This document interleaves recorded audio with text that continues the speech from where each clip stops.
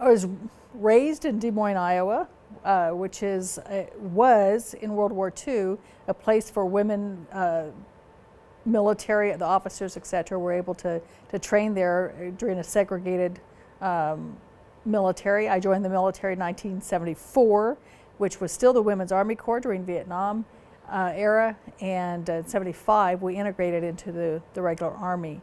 And from there I became a chaplain, served on active duty, served in 2 wars, which was very unusual for women at the time, served in both Desert Storm and Iraqi Freedom, and then retired in 2005.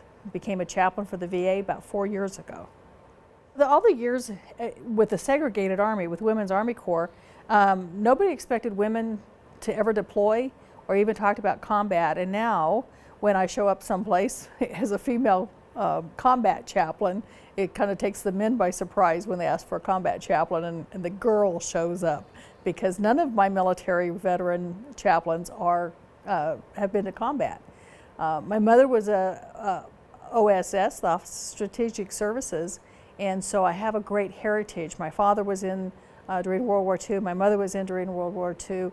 My brothers served in Vietnam during Hamburger Hill and some of the biggest battles there. So I have a long lineage in my family with military. And I think one of the things that they want to know about here is the long journey that we had from the Women's Army Corps and the segregation and what women have overcome. You know, the fact that we never thought that women would ever deploy, or at least not be recognized when they deploy. And one of the things that is in the bio is that I do have a Bronze Star from combat and a Legion of Merit. So it's been a long journey for women. And part of that role that I have in life is pioneering, to clear the path for the women to follow. And now women deploy. People expect women to deploy. It's very different. A woman just got charged with desertion. This is a different journey that we're expected now to do these things. I'm very proud of women who've come behind me. There's no glory in being the first unless there's a second. It's the first female chaplain in the 82nd Airborne Division. So there have been women serving who've come along behind me. I'm very proud of that. Both of my parents were in the military, my brothers, et cetera, and so I have a lot of military history. I was selected for a youth mission team that went to Germany. And when we got there, we ended up with military people, and we were off the military installation, and people came from miles around to see us, and they took leave to stayed in hotels, or they'd leave at 5:30 at night and travel hours to come see us and then go back home. And so I asked them, why is this so important to you? And they said, because we have chaplains who it's a job.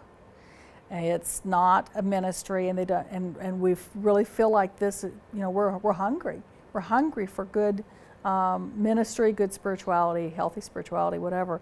And so on the airplane back from Germany, we were told to write out our journey or whatever, and 16 years old, and I wrote out my testimony. And part of that, I began to think, pray to the Lord of the harvest, Scripture says, to send workers. And so I said to the Lord, send good qualified chaplains who will love the military. And if you're desperate enough, you can start with me. I've never lost the burden or the call to military people. God must have been desperate enough because He chose a girl who couldn't run because I had osteomyelitis and had to have surgery to correct that, who struggled all my life to do physical things, who just was not the person that, if you were a personnel officer, that you'd say, this is the person. The saying is that God does not call you because you're qualified. He qualifies you because you're called. And so that calling stuck with me, that God honored that and just really let that blossom in my heart. And at that time, there was no such thing as a female chaplain. And so when I said I wanted to be an Army chaplain one day, people said, well, maybe one day.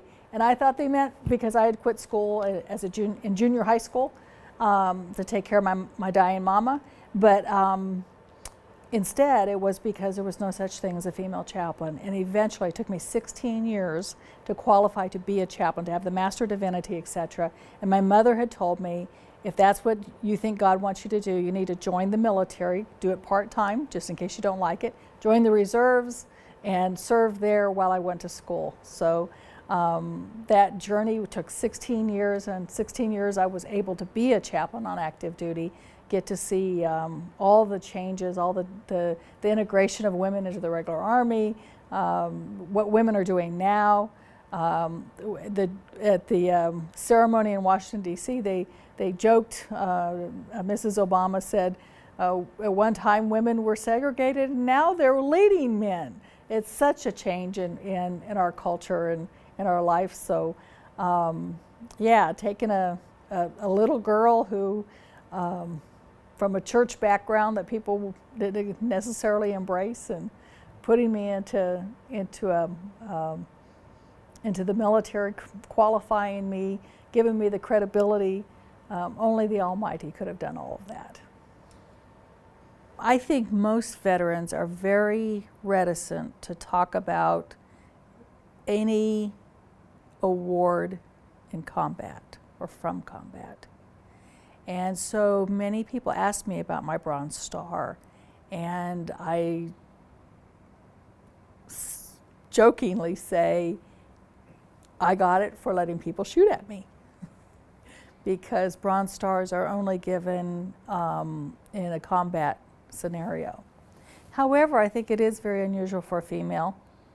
Not a lot of women have a Bronze Star, and so it is unique. My mother served in combat in World War II, and women at that time were not even recognized. The nurses that went to Vietnam were not recognized. They were invisible, and so having somebody say, not only do we recognize that you were there, but we're going to give you an award to recognize that. My commander went out with me one day to visit soldiers, and he said, I'm never going with you again. You're dangerous. Too many people firing at you, too many mortars, too many whatever going on. I'm never going to go with you again, Chaplain. I said, but God's with us. But that's what they recognized, was that having no weapon myself, and still getting out to see the troops and getting through all the combat maneuvers to get where you need to get, to see the soldiers, to be able to visit and to be in a very tough journey with them. And that credibility that the Bronze Star gives me with veterans, I couldn't have purposely done that. Being a chaplain, I guess I believe strongly in God's will and God's leading, but I think that gave me credibility. The same thing as being the first female chaplain in 82nd Airborne Division, having the credibility of wings already. And then when leaving there and having a combat patch, plus wings, plus all the recognition. My uniform looks unusual for even a man. I have 4-inch jump wings from Argentina. I have 21 ribbons that go up the side, and people joke that I don't have a large enough shoulders to wear all the stuff that comes out of that. But never would I have known or thought as a young kid who quit high school to take care of a dying mother, thought that I could accomplish not only finishing high school, I have a GED, 2 master's degrees, a Master of Divinity needed for chaplaincy, that all of those things, putting that together, that life just kind of gave that credibility to me. So now that when I speak, I have a lot behind me. In fact, people are surprised as a result of this wonderful honor. People are now beginning to find out my credentials that I've not spoken about before. And so this is not only an opportunity for me, but I think that those coming behind, that women and men get to see that there's things that they can accomplish in life and things that they can do.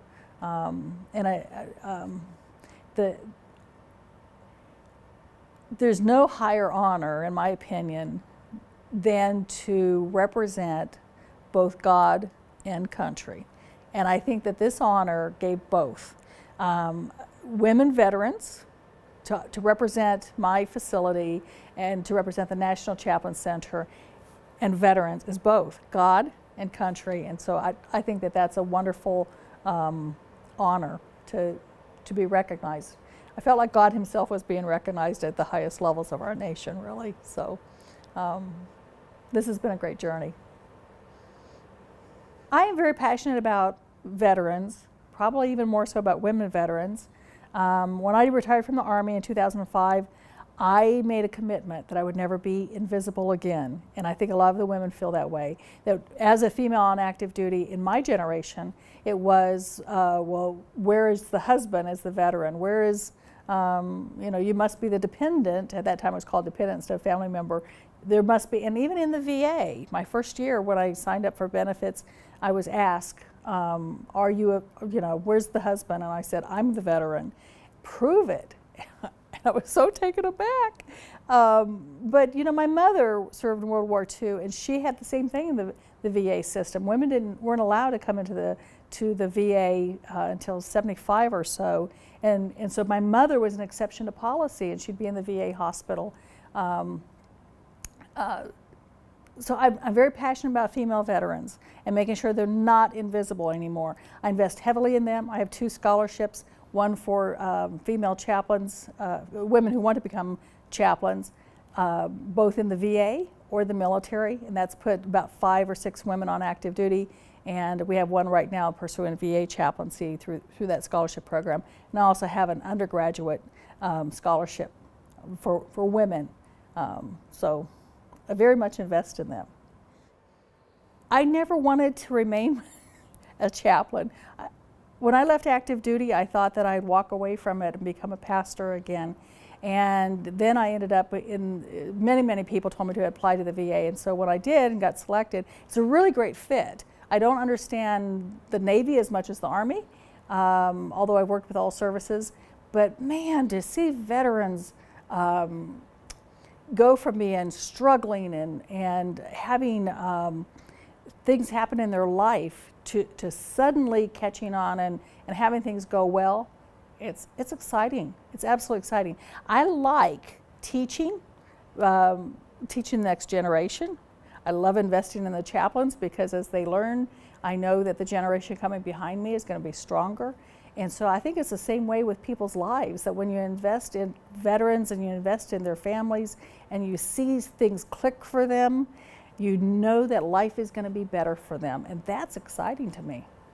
I think there's 2 things that have come out of this that I find important. One is that spirituality is valued at the highest levels of our nation. And not to apologize for it. Spirituality, there was a time period that we wanted to hide spirituality. And now everybody's competencies, the nurses' competencies, the doc's competencies, everybody has to know about, Joint Commission says you have to know about spirituality and culture and things. It is valued, and not to be afraid of who we are, especially before God.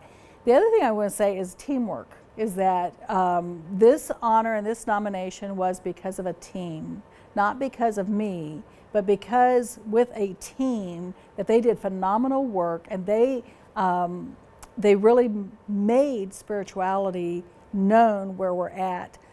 We went from almost no chaplains to having a full team, to having digitized, to having telehealth, to embracing every journey that there is with spirituality. So both being proud and comfortable with who we are before God and before mankind in spirituality, but also as teamwork. I think those are the 2 really important aspects that I'd like to stress.